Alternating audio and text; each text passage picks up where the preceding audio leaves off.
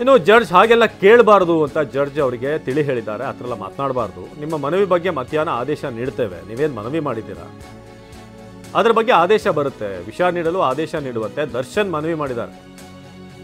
ಕೋರ್ಟ್ನಲ್ಲಿ ಮನವಿ ಮಾಡಿದಾಗ ದರ್ಶನ್ಗೆ ಅಲ್ಲಿ ನ್ಯಾಯಾಧೀಶರು ತಿಳಿ ಹೇಳಿದ್ದಾರೆ, ನೋಡಪ್ಪ ಆ ಥರ ಎಲ್ಲ ಮಾತನಾಡಬಾರ್ದು ಅಂತ. ನಿಮ್ಮ ಮನವಿ ಬಗ್ಗೆ ನಾವು ಖಂಡಿತ ಪರಿಶೀಲಿಸ್ತೀವಿ, ಅದಕ್ಕೆ ಸಂಬಂಧಪಟ್ಟ ಹಾಗೆ ಆದೇಶ ನೀಡ್ತೀವಿ. ನೀವೇನು ದಿಂಬು ಹಾಸಿಗೆ ಮನೆ ಊಟ ಅಂತ ಕೇಳಿದರೆ ಇದಕ್ಕೆ ಸಂಬಂಧಪಟ್ಟ ಹಾಗೆ ಆದೇಶ ಬರುತ್ತೆ. ಆದರೆ ಈ ಥರ ಎಲ್ಲ ಮಾತನಾಡಬಾರ್ದು ಅಂತ ಅಲ್ಲಿ ಕೋರ್ಟ್ನಲ್ಲಿ ನ್ಯಾಯಾಧೀಶರೇ ತಿಳಿ ಹೇಳಿದ್ದಾರೆ ಅಂತ ಮಾಹಿತಿ ಲಭ್ಯವಾಗ್ತಾ ಇದೆ. ನಿಮ್ಮ ಮನವಿ ಏನಿದೆ ಅದನ್ನು ನಾವು ಗಣನೆಗೆ ತೆಗೆದುಕೊಂಡು ಅದರ ಬಗ್ಗೆ ಆದೇಶ ಬರುತ್ತೆ. ಸೊ ದರ್ಶನ್ ಕೋರ್ಟ್ನಲ್ಲಿ ಮನವಿ ಮಾಡಿದರು ದರ್ಶನ್ ಅಂತ ಈಗ ಸದ್ಯಕ್ಕೆ ಮಾಹಿತಿ ಲಭ್ಯವಾಗ್ತಾ ಇದೆ.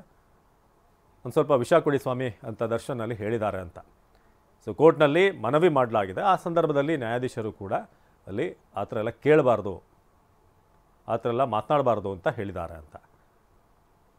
ಸಿದ್ದು, ದರ್ಶನ್ ಎಷ್ಟು ಮಟ್ಟಿಗೆ ಈಗ ಈ ಜೈಲು ವಾಸದಿಂದ ಫ್ರಸ್ಟ್ರೇಟ್ ಆಗಿದ್ದಾರೆ. ಸಾಮಾನ್ಯವಾಗಿ ಯಾರಿಗಾದರೂ ಕೂಡ ಈ ಜೈಲು ವಾಸ ಅನ್ನೋದು ಭಾಳ ಕಠಿಣವಾಗಿರುತ್ತೆ. ಅದು ಕೂಡ ಸುಪ್ರೀಂ ಕೋರ್ಟೇ ಹೇಳಿದ ಮೇಲೆ ಇನ್ನಷ್ಟು ಟೈಟ್ ಮಾಡಲಾಗಿದೆ. ಸೊ ಹಿಂದೆ ಏನೇನಾಗಿತ್ತು ಪರಪನಾಗ್ರಹಾರ ಫೋಟೋ ವಿಚಾರ ಇರ್ಬೋದು, ಎದುರುಗಡೆ ಇದ್ದಂಥ ಕ್ಯಾಂಪಸ್ನಲ್ಲೇ ಈ ಜೈಲಿನ ಒಳಗೆ ಕೂತು ಮಗ್ ಹಿಡಿದು ಕೂತಿದ್ದಿರ್ಬೋದು, ಇದೆಲ್ಲವೂ ಕೂಡ ಭಾಳ ದೊಡ್ಡ ಮಟ್ಟಕ್ಕೆ ಸದ್ದಾಗಿತ್ತು. ಸೊ ಅದಾದ ನಂತರ ಇದೀಗ ಸುಪ್ರೀಂ ಕೋರ್ಟ್ ವಿಚಾರವಾಗಿ ಈಗ ನಾವು ಹೇಳಿದ ಮೇಲೆ ಮತ್ತೆ ಜೈಲು ಸೇರಬೇಕಾಯಿತು. ಇದೀಗ ನೋಡ್ತಾ ಇದ್ದೀವಿ, ಇವತ್ತು ಆದೇಶ ಬರಬೇಕಾಗಿದೆ. ಈ ಮನೆ ಊಟ ದಿಂಬು ಹಾಸಿಗೆ ಕೇಳಿದಾಗ ಆಗ ಕೋರ್ಟ್ನಲ್ಲಿ ವಿಷ ನೀಡಲು ಆದೇಶ ಕೊಡಿ ಅಂತ ಹೇಳಿದಾಗ ನ್ಯಾಯಾಧೀಶರಲ್ಲಿ ತಿಳಿ ಹೇಳಿದ್ದಾರೆ ಅಂತ ಮಾಹಿತಿ ಇದೆ. ಸೊ ಹಾಗೆಲ್ಲ ಕೇಳಬಾರ್ದು ಅಂತ ಜಡ್ಜ್ ಹೇಳಿದ್ದಾರೆ. ಸೊ ಕೋರ್ಟ್ನಲ್ಲಿ ನನಗೆ ಬದುಕೋಕ್ಕಾಗ್ತಿಲ್ಲ, ವಿಷ ಕೊಟ್ಬಿಡಿ ಸ್ವಲ್ಪ ಅಂತ ಹೇಳಿದ್ದಾರೆ ಅಂತ.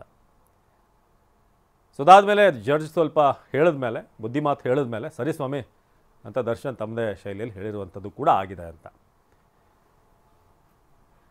ಸೊ ದರ್ಶನ್ ಕೇಸ್ ವಿಚಾರವಾಗಿ ರೇಣುಕಾಸ್ವಾಮಿ ಹಾಗೆಯೇ ಉಳಿದಂಥವ್ರು, ರೇಣುಕಾಸ್ವಾಮಿ ಕೊಲೆ ಸಂಬಂಧಪಟ್ಟ ಹಾಗೆ ದರ್ಶನ್ ಹಾಗೂ ಉಳಿದಂಥವ್ರು ಏನೀಗ ಜೈಲು ವಾಸದಲ್ಲಿದ್ದಾರೆ. ಸೊ ಅದರಲ್ಲಿ ದರ್ಶನ್ ಈ ಮನೆ ಊಟಕ್ಕೆ ದಿಂಬು ಹಾಸಿಗೆಗೆ ಮನವಿಯನ್ನು ಸಲ್ಲಿಸಿದ್ರು. ಅದಕ್ಕೆ ಸಂಬಂಧಪಟ್ಟ ಹಾಗೆ ಇವತ್ತು ಆದೇಶ ಬರಬೇಕಾಗಿದೆ. ಸೊ ಒಂದು ಮನವಿ ಇದೆ ಅಂತ ಕೂಡ ದರ್ಶನ್ ಹೇಳಿ ಸ್ವಲ್ಪ ವಿಷ ಬೇಕು ಅಂತ ಕೂಡ ಕೇಳಿದ್ದಾರೆ. ಮಧ್ಯಾಹ್ನ 3 ಗಂಟೆಗೆ ಆದೇಶವನ್ನು ಕಾಯ್ದಿರಿಸಲಾಗಿದೆ ಅಂತ ಸದ್ಯಕ್ಕೆ ಮಾಹಿತಿ ಇದೆ. ಇನ್ನು ಅಲ್ಲಿ ಜಡ್ಜ್ ಜೊತೆಗೆ ಏನು ಅವರು ಮಾತನಾಡಿರೋದು ವಿಡಿಯೋ ಕಾನ್ಫರೆನ್ಸ್ ಮೂಲಕ ಅಂತ ಸದ್ಯಕ್ಕೆ ಮಾಹಿತಿ ಲಭ್ಯವಾಗ್ತಾ ಇದೆ. ಸೊ ಅವರೇ ಅಲ್ಲಿ ಹಾಜರಿರಲಿಲ್ಲ, ವಿಡಿಯೋ ಕಾನ್ಫರೆನ್ಸ್ ಮೂಲಕ ದರ್ಶನ್ ಅವ್ರನ್ನ ಮಾತನಾಡಿಸಲಾಗಿದೆ. ಆ ಸಂದರ್ಭದಲ್ಲಿ ಈ ಥರ ಒಂದು ಮನವಿ ಇಟ್ಟರು ದರ್ಶನ್ ನ್ಯಾಯಾಧೀಶರ ಮುಂದೆ ಅನ್ನೋ ಮಾಹಿತಿ ಸಿಗ್ತಾ ಇದೆ. ಸೊ ಮಧ್ಯಾಹ್ನ 3 ಗಂಟೆಗೆ ಆದೇಶವನ್ನು ಕಾಯ್ದಿರಿಸಿರುವಂಥ ಜಡ್ಜ್ ಈಗ ಕಾಯ್ದಿರಿಸಿದ್ದಾರೆ. ಆದರೆ ವಿಡಿಯೋ ಕಾನ್ಫರೆನ್ಸ್ನಲ್ಲಿ ನ್ಯಾಯಾಧೀಶರೊಂದಿಗೆ ಅಲ್ಲಿ ಮಾತನಾಡುವಂಥ ಸಂದರ್ಭದಲ್ಲಿ ಈ ಥರ ಹೇಳಿದ್ದಾರೆ ಅಂತ ನಮ್ಮ ಪ್ರತಿನಿಧಿ ಪ್ರದೀಪ್ ಈ ಬಗ್ಗೆ ಹೆಚ್ಚಿನ ಮಾಹಿತಿಯನ್ನು ನೀಡ್ತಾರೆ. ಪ್ರದೀಪ್, ಇದೀಗ ಈ ವಿಡಿಯೋ ಕಾನ್ಫರೆನ್ಸ್ ಮೂಲಕ ಏನಲ್ಲಿ ಹಾಜರಾದರು, ಆ ಸಂದರ್ಭದಲ್ಲಿ ಏನಾಯಿತು, ಯಾಕಿಂತ ಒಂದು ಮನವಿಯನ್ನು ದರ್ಶನ್ ಮಾಡಿದ್ರು ಅಂತ? ದರ್ಶನ್ ಕೊಲೆ ರೇಣುಕಾಸ್ವಾಮಿ ಕೊಲೆ ಸಂಬಂಧ ಇವತ್ತು ದರ್ಶನ್ ಮತ್ತು ಇನ್ನಿತರ 5 ಆರೋಪಿಗಳ ಜೈಲು ಸ್ಥಳಾಂತರದ ಬಗ್ಗೆ ಕೋರ್ಟ್ ಆದೇಶವನ್ನ ಕಾಯ್ದಿರಿಸಿದಂತಹ ಇವತ್ತು ಆದೇಶವನ್ನ ನೀಡಬೇಕಾಗಿತ್ತು. ಆದ್ರೆ ಇವತ್ತು ಈ ಒಂದು ವಿಚಾರಣೆ ವೇಳೆ ದರ್ಶನ್ ರವರು ವಿಡಿಯೋ ಕಾನ್ಫರೆನ್ಸ್ ಮೂಲಕ ಹಾಜರಾಗಿದ್ರು. ಆದ್ರೆ ಈ ವೇಳೆ ದರ್ಶನ್ ರವರು ತಮಗೆ ಒಂದು ಮನವಿ ಇದೆ ಅಂತ ಜಡ್ಜನ ಕೇಳ್ಕೊಳ್ತಾರೆ. ಈ ವೇಳೆ ಏನು ಮನವಿ ಅಂತ ಕೇಳಿದಾಗ ನನಗೆ ಪಾಯ್ಸನ್ ಬೇಕು ಅಂತ ದರ್ಶನ್ ಕೇಳಿದ ತಕ್ಷಣ ಆ ರೀತಿ ಎಲ್ಲ ಕೇಳ್ಬಾರ್ದು, ಯಾಕೆ ಆ ರೀತಿ ಕೇಳ್ತೀರಾ ಅಂತ ಕೇಳ್ತಾರೆ. ಈ ವೇಳೆ ದರ್ಶನ್ ನನಗೆ 30 ದಿನಗಳಾಗಿದೆ, ನಾನು ಬಿಸಿಲನ್ನ ನೋಡಿ ಕೈಯೆಲ್ಲ ಫಂಗಸ್ ಆಗಿದೆ ಅಂತ ಹೇಳ್ತಾರೆ. ಅದಕ್ಕೆ ಕೋರ್ಟ್ ಜಡ್ಜ್ ಅವರು ಮಧ್ಯಾಹ್ನ ನಂತರ ನಿಮ್ಮ ಇದ್ರ ಬಗ್ಗೆ ಆದೇಶವನ್ನು ಮಾಡ್ತೀನಿ, ಈ ರೀತಿ ಎಲ್ಲ ಕೇಳಬಾರ್ದು ಅಂತ ಹೇಳ್ತಾರೆ.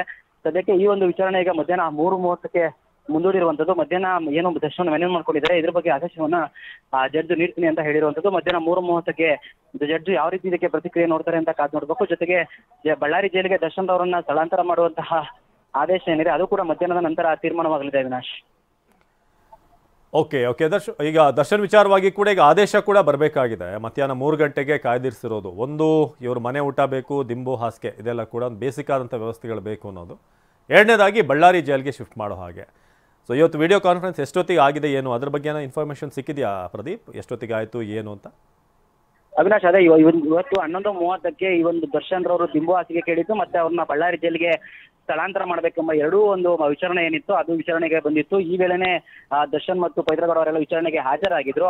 ಆದ್ರೆ ಈ ವೇಳೆ ದರ್ಶನ್ ಅವರು ಕೇಳಿದ್ದ ಮನವಿಗೆ ಪ್ರತಿಕ್ರಿಯಿಸಿರುವಂತಹ ಜಡ್ಜು ಈ ಒಂದು ಅಂದ್ರೆ ಈ 3 ಆದೇಶ ದರ್ಶನ್ ರವರು ಪಾಯ್ಸನ್ ಬೇಕು ಅಂತ ಏನ್ ಮನವಿ ಮಾಡಿದ್ದಾರೆ ಅದು ಜೊತೆಗೆ ದರ್ಶನ್ ರವರು ದಿಂಬು ಹಾಸಿಗೆ ಅಂತ ಹೇಳಿದ್ದು, ಜೊತೆಗೆ ಜೈಲಧಿಕಾರಿಗಳು ದರ್ಶನ್ ರವರು ಮತ್ತೆ ಇನ್ನಿತರ 5 ಆರೋಪಿಗಳನ್ನ ಬೇರೆ ಜೈಲಿಗೆ ಸ್ಥಳಾಂತರ ಮಾಡಬೇಕು ಅಂತ ಮನವಿ ಮಾಡಿದ್ರು. ಇದೆಲ್ಲ ಒಂದು ಈ ಎಲ್ಲ ಒಂದು ಮನವಿಗಳ ಬಗ್ಗೆನೂ ಸಹ ವಿಚಾರಣೆಯನ್ನ ನಡೆಸಿರುವಂತಹ ಜಡ್ಜ್ ಇವತ್ತು ಮಧ್ಯಾಹ್ನ 3 ಗಂಟೆಗೆ ಇದರ ಎಲ್ಲದರ ಬಗ್ಗೆ ಆದೇಶವನ್ನ ನೀಡ್ತೀನಿ ಅಂತ ಹೇಳಿರುವಂತದ್ದು. ಸದ್ಯಕ್ಕೆ 3 ಗಂಟೆಗೆ ಯಾವ ರೀತಿಯಾಗಿ ಇದು ತೀರ್ಮಾನ ಆಗುತ್ತೆ ಅನ್ನೋದ್ರ ಬಗ್ಗೆ ನೋಡ್ಬೇಕು. ಪ್ರಮುಖವಾಗಿ ಇಲ್ಲಿ ದರ್ಶನ್ ರವರು ನನಗೆ ಪಾಯ್ಸನ್ ಬೇಕು ಅಂತ ಕೇಳಿರೋಕೆ ಕಾರಣ ಅವ್ರ ಕೈಯೆಲ್ಲ ಫಂಗಸ್ ಆಗಿದೆ, ನನ್ಗೆ ಯಾವುದೇ ಟ್ರೀಟ್ಮೆಂಟ್ ಸಿಗ್ತಾ ಇಲ್ಲ, ಜೊತೆಗೆ ನಾನು ಬಿಸಿಲನ್ನ ನೋಡಿನೇ 1 ತಿಂಗಳಾಗಿದೆ, ಈ ಒಂದು ರೀತಿಯಾಗಿ ನನಗೆ ಮಾನಸಿಕವಾಗಿ ಹಿಂಸೆ ಆಗ್ತಾ ಅನ್ನೋದು ರೀತಿಯಲ್ಲಿ ಅವರು ಪರೋಕ್ಷವಾಗಿ ಜಡ್ಜ್ ಮುಂದೆ ಹೇಳ್ಕೊಂಡಿದ್ದಾರೆ. ಆದ್ರೆ ಜಡ್ಜ್ ಇದಕ್ಕೆ ಪ್ರತಿಕ್ರಿಯಿಸಿ ಈ ರೀತಿ ಎಲ್ಲ ಕೇಳಬಾರ್ದು ಅಂತಾನೆ ಹೇಳಿದ್ರು.